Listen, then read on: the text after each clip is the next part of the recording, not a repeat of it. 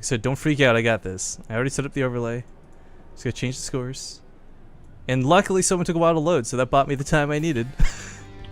You're welcome. Oh, was it you actually? I don't know.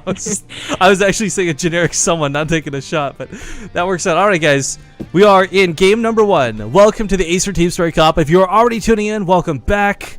I'm Rifkin, now joined by Zombie Grub and Spawny here in the lower right corner of this gigantic map known as Frost. It is the player from Team Liquid. It is HerO.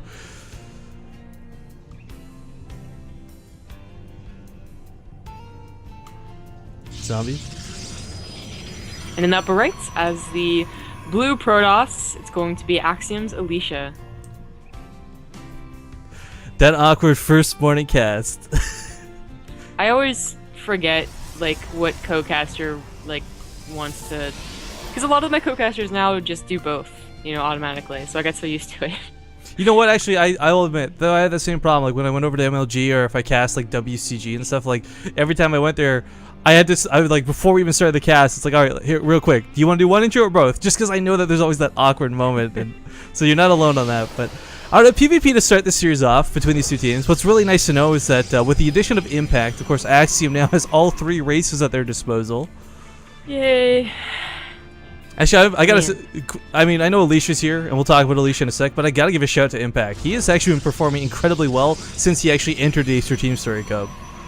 Oh, okay, that's good. Because he's kind of underperforming in GSTL. I mean, he's only been out like 3 or 4 times, but I think he's only won 1 game. Not that it matters. Axiom, like, rules all in GSTL. Oh, and I don't know if this is fact, if I'm being fed wrong information, but it looks like Team Liquid have to win all the remaining games. So they have to win today, Quantic, and against Empire to make it to the actual playoffs, to solidify their spot in the top 4. So perhaps... It certainly sounds legit, because they're like 5th place. I think they're like 3-3 or something right now as far as like score goes. Or they're somewhere like in that middle zone. But I thought this was just on the shoulders of Axiom. Looks like there's a little more riding today than previously anticipated. So a quick recap, guys. If Axiom performs really poorly today, that actually sets Mouse Sports into the top 4. If they perform well against Team Liquid, then Mouse Sports is out, sadly. So there's another team that's not even playing today that relies on the match results being played. And as it turns out, Team Liquid has to win the overall series today. Not just the map score, but the overall series in order to actually get to the top 4 themselves. Alright then. Well, Frost is, it's an interesting PvP map. Of course, it's still one of the newer maps. It's still a little, you know, I don't know, underdeveloped, if that's what you want to call it. But we do see that Alicia is going for that Twilight Council. And... I don't know. I mean, it's an okay Blink map for sure, but just that early, I would say it was going to be Dark Shrine. In PvP, it's not exactly bad to go Dark Templar either. I kind of love that there's the aspect that you might win through cheese, but you also then have Archons to break force fields. You don't get choked on ramps, so you can kind of push early too if you want to. Not that that's always a good go-to. But oh, okay. both HerO's getting one too. Yeah. I kind of so this. I was just thinking, like, I wonder if maybe rather than Dark Temple, this maybe be Blink, just because it's Frost, right? Like, you got the entrance from any side of the base, very exposed all around.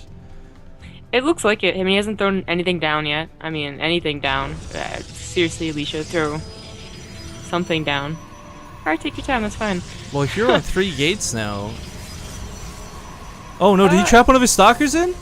Oh, no, there's space. Okay, I'm sorry. I was like, oh, wait, oh, no, that's the gateway. But okay, it is going to be Blink out of HerO at the very least, so we know what's going on for him. Still waiting on Alicia to make up his mind. He threw down a Robo. You know, so that's really interesting. I mean, of course, usually when you get that early Twilight Council, you're going to get something with it.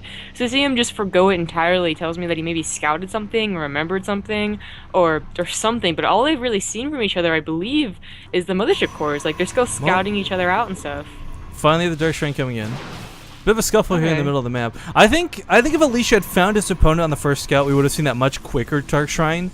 And I think a big part of the Robo was because he didn't quite know if he had to be defensive or not. But ooh, very bold probe, goes down but puts a pylon down as well. This certainly will not finish. But if Alicia was able to get that done, that'd be kind of cool. Of course, the pylon here is going to allow the Warping of Dark Templar to try and walk into the base. But as long as HerO's paying attention, he should know. Oh, you know what? Actually, he might have delayed this on purpose. Oh, you know what? Never mind. I'm gonna invest in Blink. I was gonna say, knowing the fact that every Protoss player knows the timings of Dark Templar, He might have delayed it on purpose, expecting HerO to not be watching the ramp like a hawk around, you know, that 6-minute mark opposed to like the 8-minute mark. But going for a blink now, not going to really invest into this, I feel. HerO scouted the Dark Templar, or the Dark Shrine rather, so that's why I had to cancel it, go into something else. Obviously I wasn't going to do anything. HerO would have had the Robo out, because, you know, if Alicia could have surprised HerO with the Dark Templar, he probably would have died, because he, you know, he wasn't going to get that Robo until he knew that he needed it, right? He's going to get Blink first, and that's just no good. Ooh. Blink is, by the way, revealed. Yeah, and that cost Alicia Alicia's 2 stalkers. Yeah, he's in a lot of trouble. I mean, he's probably going to have to cancel this because the Warpin's going to happen. The Pound's already there. He's not going to be able to get it up for the Nexus Cannon. Just going to be a cancel and then trying to hold on the top ramp. But even then, of course, it's not like he can just force field this off like any other sort of push. With Blink, you can get around those force fields pretty easily with that high ground vision. Now, the Mothership Core is nowhere to be found, but you can kind of do this one move where you send the one stalker and blink him up just for vision, and then blink the rest to follow through. Alicia knows that too, so he went as far back as possible and got an Immortal out too, so that's really going to help. Nice force fields. They take out a lot of Blink's options. In fact, one gets trapped even. That was really nice. Yeah, definitely well defended, but it's not exactly over yet. Once that overcharge runs out, there's another one available. But Alicia's kind of stuck playing this very awkward situation where what he has doesn't really deal too well with the Blink Stalkers. Once he gets more Immortals out, he'll start dealing with this no problemo. I mean, 2 Immortals is pretty good against low accounts of Stalkers. HerO doesn't have that sort of massive amount where you can just blink on top of and focus down the Immortals. And of course, once you get 3, they one-shot the Stalkers, making this push from HerO quite ineffective. So I like that he's not over-investing in this. He's just going to keep the Sentry here to force field off the ramp to keep Alicia from expanding while he gets his own expansion up. Just kind of pulling ahead as much as he can while he can. He's probably figuring out that Alicia is probably going to get Blink around this time because, of course, he saw the Twilight cancel. You know, he's going to assume by now the Dark Shrine was canceled because he hasn't seen a Dark Templar. So Blink has got to be on the way, and that's, you know, here's going to be careful. He can stay here until Blink is done and the Stalker count rises because then Alicia's just going to blink down onto him. That doesn't do too much, only 2 probes and another nice force field, though, actually. That's the difference of all these Stalkers dying. And only a couple going down here. But, ooh, gonna get a little bit greedy going for that Immortal. Cost him another Stalker, almost 2. I kind of feel like Alicia could... I think Alicia could have pushed that issue if he just brought everything down the ramp. He saw that the force field was already burned, but I guess with enough energy, you're a little bit scared of that one Sentry. Again, it's kind of strange that this one unit with almost no damage attached to it could be the scariest thing available. Oh my god, it so is. But Alicia should start investing in a few more Stalkers, and he is, and then just blink down. Because HerO, he can retreat, of course, but he's going to lose a Sentry. Just one is not that big of a deal. But Alicia should be able to break out of here, and HerO should know that his time is running out. In fact, one more force field is down. Oh, gets the... No, it's the Observer. It was an Observer. Okay, nice. Well, Alicia, of course, has seen that this is a little bit more viable. Blink's down now, going to clean this up. And HerO, like I said before, he was just trying to pull ahead through this. This was no longer an all-in the second he tried to put an expansion down, right? So, mining off of this already, up 10 workers, up 12 workers. I mean, 13 over this point. I can't even do math at this point. With his own Immortals out, he's in a pretty good spot. Of course, there's always that threat of, or actually, never mind, he canceled or the DTs, or was it killed? I don't even know. Either way, he doesn't have the option for them anymore. So with HerO now in the, honestly, he's up in army supply, catches Alicia out of position with these 3 Stalkers. Oh god, gonna lose even more of them. And Alicia just funneling into his own death. Not really a fight he wants to or should try and take, I feel, but gonna snipe off the Observer.